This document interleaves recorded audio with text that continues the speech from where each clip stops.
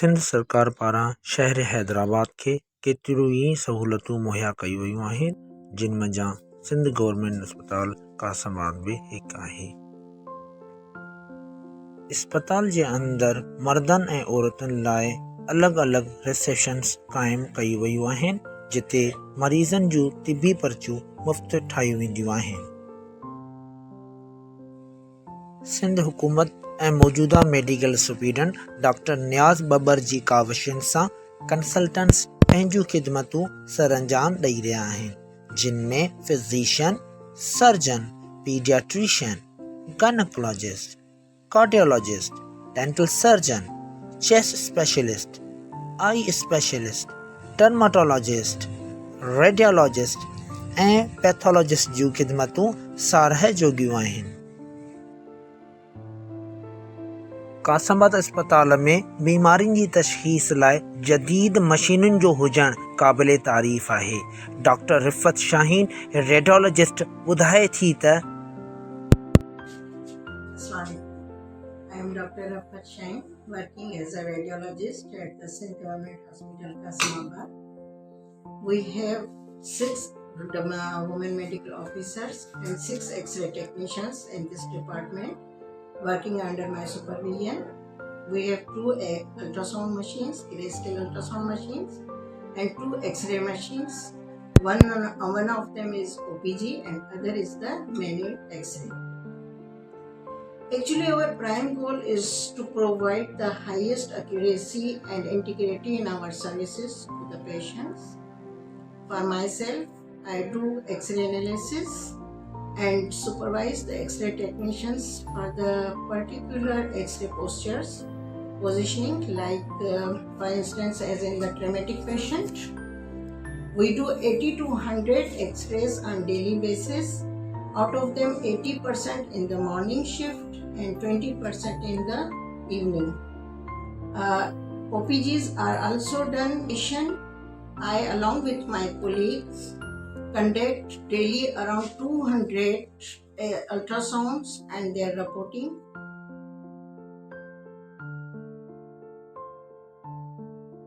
सिंध जे वॾे वज़ीर मुराद अली शाह, वज़ीर सिहत डॉक्टर अज़रा पेचुओ ऐं मेयर हैदराबाद काशिफ शोरो जी सहकार सां अस्पताल में सोलर सिस्टम पिणु लॻायो वियो आहे, जेको 24 कलाक इलेक्ट्रिसिटी मुहैया करे थो।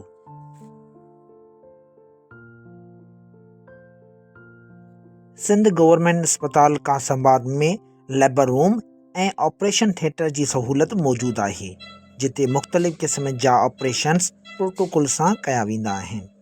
अस्पताल जी टीम वर्क सां मरीज़नि जो सक्सेसफुल ऑपरेशन उन्हनि जी अनथक महिनत जो नतीजो आहे। ऑपरेशन खां पहिरियां ई प्री ऑपरेटिव वार्ड ऐं ऑपरेशन खां पोइ रिकवरी रूम ऐं पोस्ट ऑपरेटिव वार्ड पिणु मौजूदु आहिनि।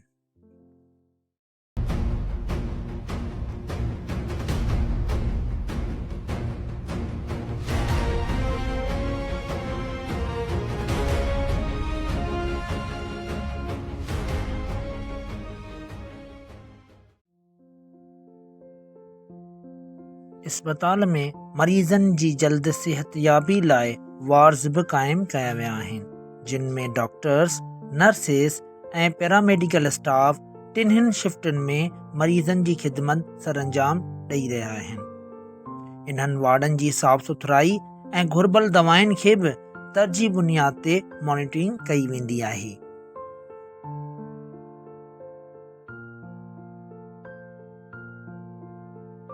ॿारनि जी बीमारी जे हवाले सां पीड्स एमरजेंसी वार्ड, पीड्स जनरल वार्ड ऐं न्यूनेट ICU यूनिट मौजूदु आहे, जिते पीडियाट्रिशियन जे ज़ेरे निगरानी में ॿारनि जो मुफ़्त इलाज कयो वञे थो। न्यूनेट ICU यूनिट में इंक्यूबेटर्स ऐं फोटोथेरापी जो हुजणु क़ाबिले तारीफ़ आहे। डॉक्टर शफ़क़त बुरगड़ी पीडियाट्रिशियन वार्ड बाबति ॻाल्हाईंदे चवे थो त Assalamu alaikum. I am Dr. Shafqat Burgri, pediatrician at Sindh Government Hospital, Kasamabad. I am here since 2014 and At the start, we were running only the OPD.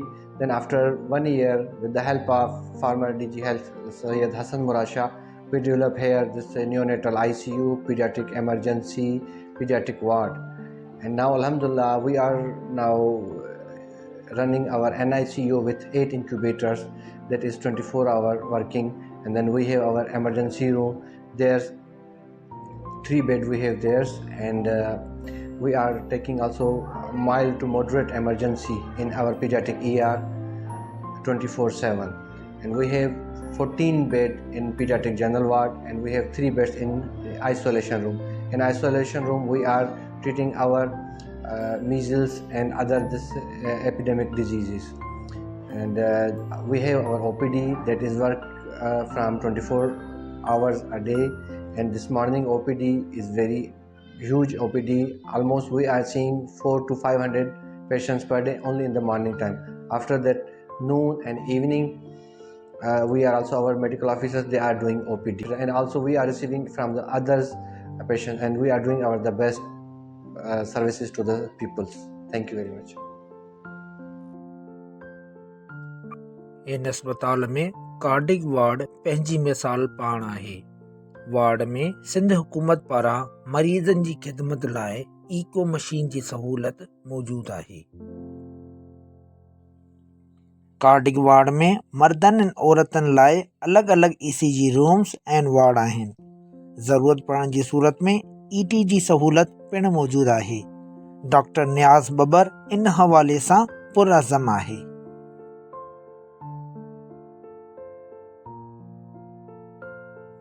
अस्पताल में बहितरीन सहूलत हुजण करे मरीज़नि जो तादाद ॾींहों ॾींहुं वधी रहियो आहे। इन हवाले सां हिकु ईंदड़ मरीज़ पंहिंजे ख़्याल जो इज़हार कंदे ॿुधाए थो त मेरे को अच्छा है माशाल्लाह। स्टाफ ने ताउन किया मेरे साथ बहुत अच्छी तरह, और मुसलसल माशाल्लाह मैं आता हूँ तो रेगुलर चेकअप कराता हूँ, तो मेरे साथ वैसे ही ताउन करते हैं माशाल्लाह। सफाई सुथराई माशाल्लाह बहुत अच्छी लगी। सफाई सुथराई भी माशाल्लाह, देखभाल माशाल्लाह हर चीज़ की एक्टिविटी अच्छी होती है माशाल्लाह। जब भी आता हूँ पहले और इधर लेता दवाई, उधर से भी मुतमईन था लेकिन इधर से ज़्यादा मुतमईन हूँ। उधर भी देखभाल होती है, इधर से ज़्यादा इधर इधर ज़्यादा देखभाल है, तो इधर मैं चेकअप कराता हूँ कंटिन्यूस। तो मेरा इधर ही चेकअप होता है माशाल्लाह। कंटिन्यूस इधर ही होता है चेकअप कराना माशाल्लाह। मेरे को कंटिन्यूस मिलती है जब मैं चेकअप कराता हूँ। कंटिन्यूस स्टाफ मेरे को मेडिसिन देता है। अस्पताल अंदर चेस्ट ऐं TB डिपार्टमेंट मौजूद आहे। डॉक्टर गुलाम मुस्तफ़ा समूह चीफ चेस्ट स्पेशलिस्ट जे ज़ेरे निगरानी तक़रीबन 1000 खां मथे मरीज़नि जो इलाज कयो वियो आहे। इलाज लाइ घुर्बल दवाऊं बि मुफ़्त मुहैया कयूं वञनि थियूं। उन खां अलावा बीमारी खे डायग्नोस करण लाइ हिते जीन एक्सपर्ट मशीन बि नस्ब थियल आहे, जंहिंजी फीस प्राइवेट अस्पतालनि में 5 खां 6 हज़ार आहे, लेकिन सिंध सरकार पारां हिते इहा मुफ़्त कई वेंदी आहे। इन मशीन खे इस्तेमालु करण लाइ जीन एक्सपर्ट टेक्नीशियन पिणु मौजूदु आहे।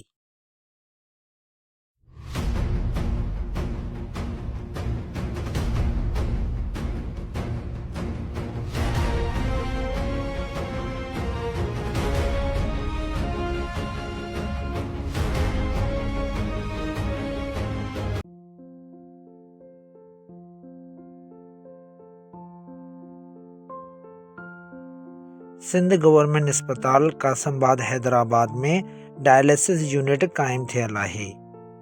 डायलिसिस कराइण लाइ मरीज़ न सिर्फ़ हैदराबाद बल्कि ॿियनि शहरनि खां बि अचनि था, जिन जो बहितर नमूने इलाज कयो वञे थो। नवाब शाह खां ईंदड़ मरीज़ चवे थो त अस्सलाम वालेकुम सर, तव्हांजो नालो छा आहे? अली मोहम्मद। सर, तव्हां हिते हिन कासमाबाद हॉस्पिटल में केतिरे वक़्त खां अची रहिया आहियो इलाज लाइ? महीने खां। तव्हांजो हिते डायलिसिस में जो सहूलत आहे उहा छा तव्हांखे सॼी प्रोवाइड थिए पई? तव्हां छा चवणु चाहींदो जेको आहे हिन अस्पताल जे इंतिज़ामिया जे लाइ, त उन कीअं हिन में तमामु सुठा माण्हू आहिनि, डॉक्टर कला आहिनि, जो स्टाफ जेको आहे उहो वॾो आहे, हर तरह जो तावन कनि था, पेशेंट तकलीफ़ आहिनि।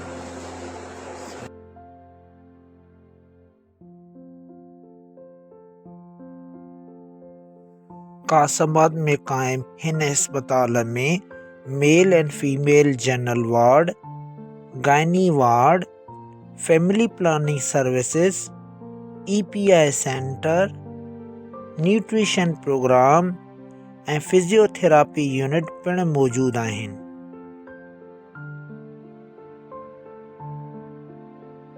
डेंटल डिपार्टमेंट जो इफ्तिताह कंदे मेयर हैदराबाद काशिफ अली शोरो इन अज़म खे दोहरायो त सिंध हुकूमत जी अवलीन तरजीह अवाम जी ख़िदमत आहे।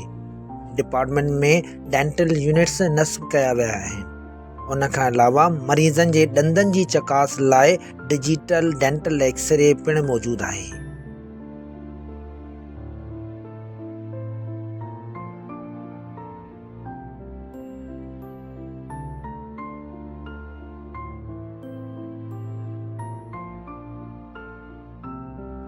सिंध गवर्नमेंट अस्पताल कासमाबाद हैदराबाद जो बहितरीन इक़दाम लेबॉरेटरी जो क़याम आहे, जंहिंमें मुख़्तलिफ़ क़िस्म जूं टेस्टूं कयूं वञनि थियूं।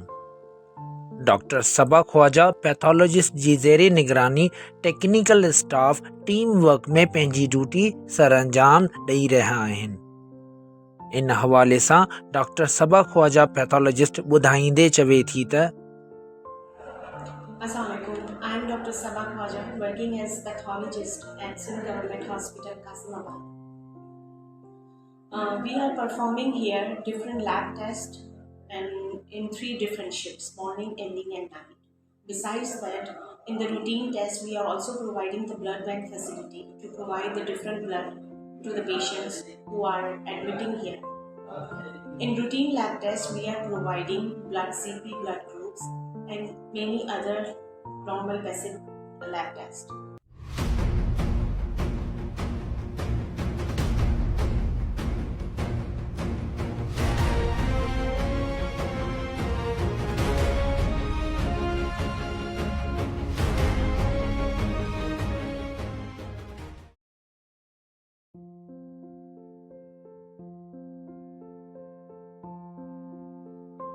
अस्पताल जे मथे हिस्से जे एडमिन ब्लॉक में हिकु सेमिनार क़ाइमु थियल आहे, जिते मुख़्तलिफ़ क़िस्म जा हेल्थ सेशन्स कराया वेंदा आहिनि।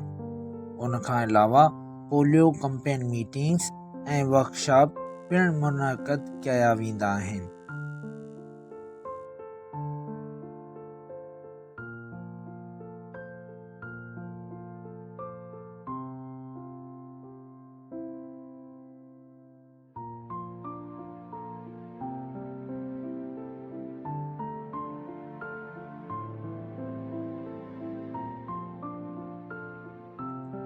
मौजूदा मेडिकल सुपरिटेंडेंट डॉक्टर नियाज़ बबर जी सुपरविजन में अस्पताल में काफ़ी बहितरी अची वई आहे।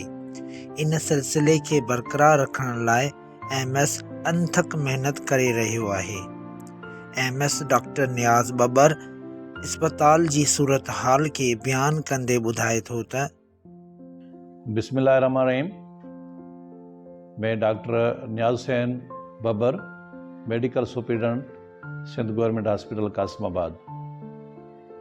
कासमाबाद हॉस्पिटल के अंदर काफ़ी बेहतरी आई है। अल्हम्दुलिल्लाह हमारे स्पेशलिस्ट, हमारा स्टाफ, हमारे डॉक्टर्स बड़े अच्छे खुश असलूबी से काम कर रहे हैं। अल्हम्दुलिल्लाह हमारी काफ़ी सर्विस पहले से कहीं बेहतर है। हमारे पास मुख्तलिफ OPDs हैं जो हर हॉस्पिटल में होनी चाहिए। सेकेंडरी लेवल का हमारा हॉस्पिटल है, इसके अंदर सारी OPDs हैं, इमरजेंसी है, उसके साथ पीड्स, इमरजेंसी वार्ड है, नर्सरी है पीड्स की, और उसके न्यूट्रिशन का प्रोग्राम है पीड्स में। साथ में बेनज़ीर निशोनुमा प्रोग्राम भी है जो काम कर रहा है यहाँ पे। Surgery, emergency, OPD and operation theatre भी हमारे पास सर्जिकल जहाँ पे सर्जरी होती रहती है इधर। एंड मेडिकल का general ward, male female general ward है हमारे पास। कार्डियोलॉजी वार्ड है। कार्डियोलॉजी के अंदर ओपीडी, उसके साथ ईसीजी, इको, ईटीटी की सहूलत मौजूद है। और कार्डियोलॉजी फुली इक्विप्ड है विथ कार्डियक मॉनिटर्स। उसके साथ ही गायनी का डिपार्टमेंट जो है, गायनी ओपीडी है, गायनी इमरजेंसी है, गायनी वार्ड है। उसमें हमारा pre operative ward, post operative ward, antenatal care, labour room है हमारे पास, फुली इक्विप्ड ऑपरेशन थिएटर्स है, गायनी का अलग ऑपरेशन थिएटर है, फैमिली प्लानिंग की सहूलत मौजूद है। And pathology laboratory fully equipped along with blood bank. इसके साथ रेडियोलॉजी डिपार्टमेंट में X rays, ultrasound and OPG, X ray for dental की सहूलत मौजूद है, जो गवर्नमेंट के तमाम कम हॉस्पिटल्स में हैं। और डायलिसिस की सहूलत मौजूद है। इसके साथ डेंटल के हमारे पास यूनिट्स हैं, जिसमें सीनियर डॉक्टर्स, स्पेशलिस्ट हमारे तकरीबन प्रोसीजर्स इस हॉस्पिटल में हो रहे हैं। इसके साथ हेपेटाइटिस की ओपीडी, हेपेटाइटिस का प्रोग्राम बड़े अच्छे तरीके से चल रहा है। मरीज मुस्तफ़ीद हो रहे हैं। यहाँ पे स्क्रीनिंग, हेपेटाइटिस स्क्रीनिंग के साथ पीसीआर की सहूलत मौजूद है और मरीज़ को यहाँ से ट्रीटमेंट भी दी जाती है, all types of, all categories of hepatitis. इसके साथ हमारे पास पल्मोनोलॉजी में वहाँ पे हमारे जेन एक्सपर्ट हैं और उसके साथ पूरा टीबी का प्रोग्राम जो है, ट्यूबरकुलोसिस का प्रोग्राम जो है, वो यहाँ पे हमारे पास है। हम यहाँ से गवर्नमेंट की तरफ से हमें ये सारी फैसिलिटीज़ अल्हम्दुलिल्लाह दी गई है। हमारे पास काफ़ी इक्विपमेंट्स दिए गए हैं, मेडिसन है, स्क्रीनिंग के लिए हमें किट्स वगैरह गवर्नमेंट की तरफ से मुहैया की जाती है। हमारे साबका चीफ मिनिस्टर सैयद मुराद अली शाह, साबका हेल्थ मिनिस्टर मैडम अजरा पेचो साहबा का इस हॉस्पिटल में खुसूसी जाम खान शोरो मोहतरम और मेयर हैदराबाद काशिफ शोरो साहब के इंटरेस्ट से बहुत सारे हमें इक्विपमेंट्स मिले हैं और अल्हम्दुलिल्लाह हमारा हॉस्पिटल बेहतर से बेहतर सहूलत दे रहा है। हमारे पास ओपीडीज़ बढ़ गई हैं, सर्विसेज बढ़ी है, उसकी वजह से ओपीडी बढ़ी हैं, केसेस बढ़ गए हैं और हम जो है सारी सहूलत दे रहे हैं।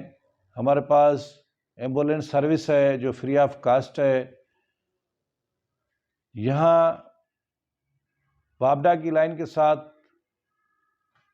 2 30 kV के जनरेटर भी हैं जो 24 घंटे ऑटो पे हैं। सोलर, मेगा सोलर सिस्टम है। तीनों सहूलतें हॉस्पिटल को मौजूद हैं। किसी भी टाइम पे कोई भी अगर फॉल्ट आ जाए इलेक्ट्रिसिटी में तो जनरेटर एंड सोलर सिस्टम हमारा उसका मुतबादला है हमारे पास। हमारी कोशिश है, हम उम्मीद करते हैं कि सिंध गवर्नमेंट और इस हॉस्पिटल को तरजीह बुनियाद पे सपोर्ट करेगी और इंशाअल्लाह ताला ये हॉस्पिटल यहाँ कासमाबाद, उसके आसपास के मकीनों के लिए इंशाल्लाह ताला बेहतर से बेहतर साबित होगी। मेहरबानी।